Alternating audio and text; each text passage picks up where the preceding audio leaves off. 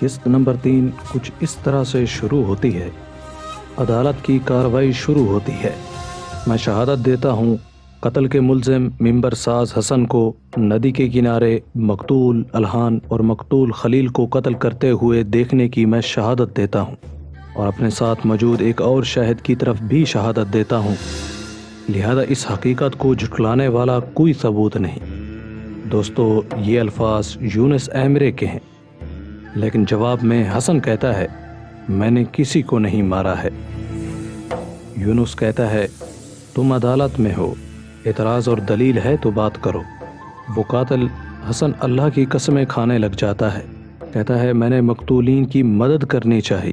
اس دن میں سلارچی گاؤں کی مسجد کا ممبر بنا کر واپس آ رہا تھا۔ میں نماز کے لیے وضو کرنے گیا تو وہاں کسی کو مرتے دیکھا۔ میں آپ کو دیکھ کر بھاگا ضرور، مگر یونس کہتا ہے اگر تم جان بچانا چاہتے تھے اور جان لینے کی نیت نہیں تھی تو پھر تم مجھے دیکھ کر بھاگے کیوں؟ وضاحت کرو۔ حسن کہتا ہے میں ڈر گیا تھا، قاضی صاحب میری ماں اکیلی ہے، میں کسی مشکل میں پڑ کر اسے تنہا چھوڑنا نہیں چاہتا تھا، میں نے کسی کو نہیں مارا ہے، مجھے معاف کر دیجیے۔ یونس کہتا ہے شاہد بھی نہیں ہے، دلیل بھی نہیں ہے، محض بیانات پر مشتمل شک سے یقین زائل نہیں ہو سکتا۔ تمہیں 2 مقتولین کا قتل کرتے ہوئے میں نے مشاہدہ کیا، اس کے باوجود اگر میں تمہیں قصوروار نہ قرار دے دوں تو یہ عدالت اور حقیقت کے ساتھ نا انصافی ہوگی۔ آخرکار گواہ اور ثبوت نہ ہونے کی وجہ سے ممبر ساز حسن کو قاضی یونس مجرم قرار دیتا ہے۔ وہ حسن تمام رات روتے ہوئے عبادت میں گزار دیتا ہے۔ اگلے روز حسن کی پھانسی کا اعلان سنایا جاتا ہے تو لوگوں میں بھی تشویش پیدا ہو جاتی ہے۔ بعض کہتے ہیں یہ قاضی منگولوں کا قاضی ہے۔ ادھر تاجر برادری تاجر سردار کے پاس جمع ہو جاتی ہے۔ وہ کہتے ہیں جو مکھی نہیں مار سکتا اس پر یہ قاضی قتل کا الزام لگا رہا ہے۔ تاجر مسعود آغا حکم کے خلاف اپیل کرنے کا مشورہ دیتا ہے، مگر تاجران میں پھر بھی جھگڑا جاری رہتا ہے۔ آخر تاجر سردار معاملہ شیخ صاحب تک لے آتے ہیں، کہتے ہیں شریعت کے آگے ہمارا سر تسلیم خم ہے، مگر دوسرا گواہ قاضی صاحب سامنے لائیں۔ شیخ صاحب فرماتے ہیں دوسرا گواہ میں ہوں۔ یہ جواب سن کر تاجروں کو چپ لگ جاتی ہے۔ دوستو، پھانسی کی سزا دینے سے پہلے ممبر ساز حسن کی آخری خواہش ماں سے ملنا ہوتی ہے۔ قاضی صاحب اس کی اجازت دے دیتے ہیں۔ تاجر سردار مسعود آغا قاضی صاحب کو آ کر ایک پیغام دیتا ہے جس میں لکھا ہوتا ہے اسباب مذکور سے واضح ہوتا ہے کہ در حقیقت نالہان کے قاضی یونس کا حکم غلط ہے اور اسے منسوخ کر دیا جانا چاہیے۔ یونس یہ دیکھ کر غصے سے کس نے فتویٰ دیا ہے یہ؟ مسعود آغا کہتا ہے شیخ افندی نے، قاضی حضرت۔ یونس کہتا ہے میں سلجوقوں کی طرف سے نالہان کا قاضی یونس ہوں، مجھے نام بتاؤ۔ مسعود آغا کہتے ہیں فتویٰ ہمارے شیخ تابتک ایمرے نے دیا ہے۔ یونس کہتا ہے عدالت کی طرف سے جاری کردہ شریعت کے مطابق فیصلے کو الف بے نہ پڑھنے والے، مدرسے نہ جانے والے کب سے چیلنج کرنے لگے؟ مسعود آغا یہ کہہ کر قاضی یونس غصے سے شیخ صاحب کی طرف رخ کرتے ہیں۔ راستے میں ان کی نظر اس عورت پر پڑتی ہے جو مرد کی سختی کی شکایت لے کر آئی تھی۔ وہ دور سے اداس لگ رہی تھی۔ قاضی صاحب کو لگتا ہے کہ کہیں میرا فیصلہ غلط تو نہیں تھا۔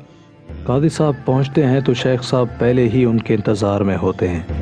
شیخ صاحب نماز پڑھ کر اپنا رخ قاضی صاحب کے سامنے لاتے ہیں تو قاضی صاحب ہکا بکا رہ جاتا ہے، کیونکہ راستے میں ملنے والے بزرگ ہی شیخ ہوتے ہیں، مگر کیونکہ ملاقات ایک قاضی کی حیثیت سے تھی تو سنجیدگی سے کہنے لگے سبب زیارت تو معلوم ہی ہوگا۔ شیخ فرماتے ہیں ذرا سانس لے لیجئے، آپ دوستوں کی مجلس میں ہیں۔ قاضی صاحب کہتے ہیں کیا خوب دوستوں کی مجلس ہے، یہی سبب ہے نا کہ میرے قاضی ہونے کے باوجود عدالت پر اعتراض کر دیا۔ شیخ کہتا ہے ہرگز نہیں قاضی صاحب، اعتراض عدالت پر نہیں بلکہ آپ کے حکم پر ہے۔ قاضی صاحب کہتے ہیں یہ ریاست کے معاملات ہیں شیخ افندی، ان سے دور ہی رہیے۔ شیخ صاحب فرماتے ہیں حکم الگ شے ہے، عدالت الگ شے ہے۔ میری رائے میں حکم پر اعتراض بھلا عدالت پر اعتراض کیسے ہو گیا؟ قاضی افندی، قاضی کون ہوتا ہے آپ جانتے ہیں نا؟ قاضی صاحب کہتے ہیں میں یہاں بحث کرنے نہیں آیا، میں آپ سے درخواست کرتا ہوں میرے حکم سے متعلق آپ نے اخی برادری کو جو بیان دیا ہے اسے واپس لے لیجیے۔ شیخ صاحب مسکراتے ہوئے کہتے ہیں یہ تو بہت آسان ہے، ہمارے بیان بدل دینے سے اگر حقیقت بدل جائے تو ہم اسے بدل دیتے ہیں۔ قاضی صاحب اپنا سامان لے کر واپس لوٹتے ہیں۔ راستے میں طبیب صاحب سے ملاقات ہو جاتی ہے، وہ زخم کے بارے میں پوچھتے ہیں تو قاضی صاحب کو طبیب کے اندرونی مسئلے کی نصیحت یاد آ جاتی ہے کہ اندرونی مسئلے کے لیے شیخ تابتوک ایمرے سے رابطہ کرے۔ شیخ اور قاضی کی ملاقات کے چرچے ہر طرف پھیل جاتے ہیں۔ قاضی صاحب کو لوگ بے ادب سمجھتے ہیں۔ شیخ صاحب کہنے لگے کسی کے لیے برے الفاظ نکالنا بھی سنت کے خلاف ہے، کسی کی بد زبانی کی شکایت کرنا اس کی بد زبانی سے زیادہ برا کام ہے، اس سے محبت گھٹتی ہے، لہذا سنت ترک کرنے والوں میں شامل نہیں ہونا چاہیے۔ رات کے وقت قاضی صاحب کے کانوں میں شیخ کے الفاظ گونجتے رہتے ہیں۔ اگلے روز عدالت میں قاتل کی ماں روتے ہوئے قاضی صاحب کے پاس آتی ہے اور کہتی ہے میرا بیٹا تو مچھر تک نہیں مار سکتا، لیکن قاضی صاحب ان کی ایک نہیں سنتے۔ دوسرا کیس قاضی صاحب کے پاس آتا ہے۔ ایک بوڑھا شخص اپنا مال چھین جانے کا دعویٰ کرتا ہے، اس شخص نے میرا مال چھینا ہے اور مجھ پر حملہ بھی کیا ہے۔ وہ شخص کہتا ہے یہ کافر ہے، من گھڑت باتیں کرتا ہے اور میرے پاس میرا ساتھی گواہ ہے، میں تو کسی اور علاقے میں تھا اس وقت۔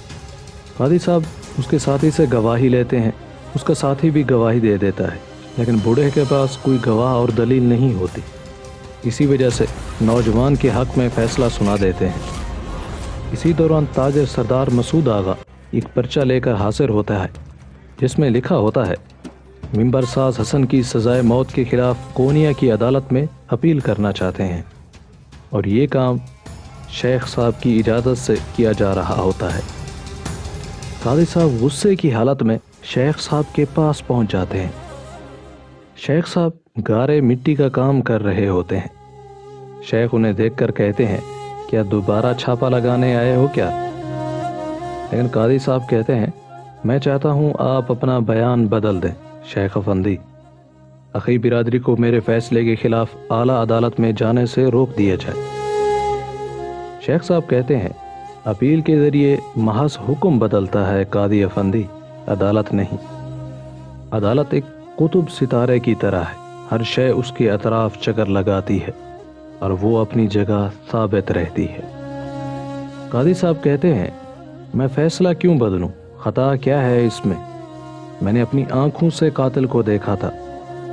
شیخ فرماتے ہیں کیا عدالت قاضی کی آنکھوں کا نام ہے یا قاضی نبینا نہیں ہو سکتا؟ قاضی کہتا ہے میں نے سوچا تھا کہ آپ اپنی باتوں سے انصاف میں رکاوٹ ڈالنے کے بجائے اپنی شہادت سے عدالت کی مدد کریں گے۔ شیخ فرماتے ہیں میں نے قاتل کو نہیں دیکھا تھا قاضی افندی۔ قاضی صاحب کہتے ہیں تو میں آپ کے گواہ ہونے کا جھوٹ بولتا رہا ہوں؟ شیخ صاحب فرماتے ہیں استغفر اللہ قاضی افندی، میں آپ کی تصدیق کے لیے جھوٹ نہیں بولوں گا۔ قاضی صاحب کہتے ہیں اگر آپ اتنے ایماندار ہیں کہ جھوٹ نہیں بول سکتے تو گواہی دینے سے گریز کیوں کر سکتے ہیں؟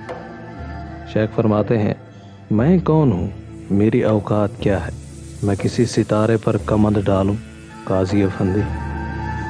قاضی افندی کہتے ہیں میں آپ سے بحث کرنے نہیں آیا، عدالت کا کام دلیل کی بنیاد پر ہوتا ہے، ہم اپنے شعور سے نہیں علم سے فیصلہ کرتے ہیں۔ اگر بناوٹی باتوں اور منطق سے فیصلے کیے جاتے تو عدالتوں میں قاضی نہیں شاعر اور فلسفی فیصلے کیا کرتے۔ شیخ صاحب فرماتے ہیں ٹھیک کہتے ہو، قانون کو علم کی بنیاد پر فیصلہ کرنا چاہیے۔ چلو ہم کتابوں میں لکھے علم کی بات کر لیتے ہیں جن کے مطابق میرا شاہد ہونا شرعاً قابل قبول نہیں ہے۔ قاضی صاحب کہتے ہیں وہ کیسے؟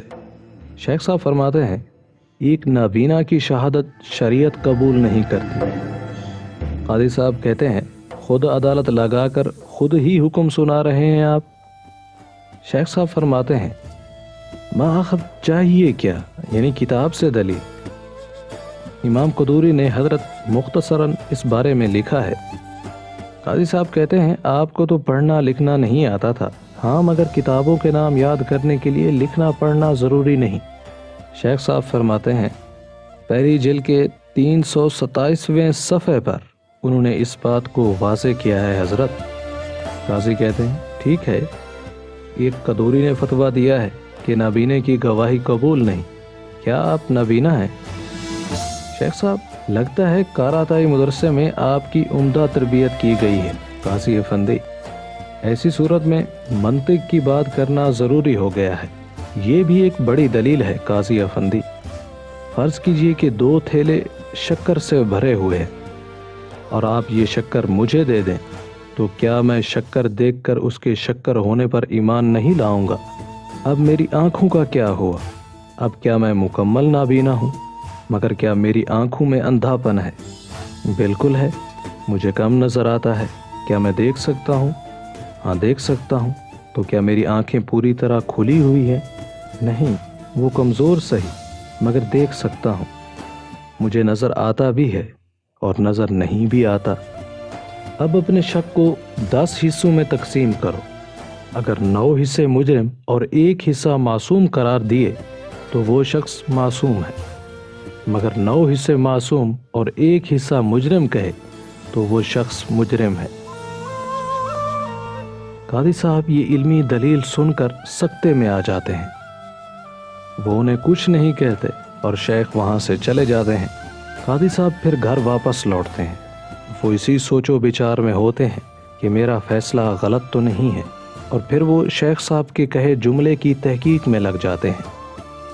آگے کیا ہوتا ہے، ممبر ساز حسن کو پھانسی دی جاتی ہے یا نہیں دی جاتی، کیس کونیا میں جاتا ہے یا نہیں جاتا ہے، یہ سب کچھ آپ کو دکھائیں گے اگلی قسط میں۔ دوستو اگر آپ کو ہماری یہ کاوش پسند آ رہی ہے تو اسے اپنے پیاروں کے ساتھ ضرور شیئر کریں، کیونکہ یہ حکمت پر مبنی ڈرامہ سیریل ہے، اس سے آپ کی زندگی بھی بدل سکتی ہے۔ بس اسی کے ساتھ اجازت دیں، السلام علیکم۔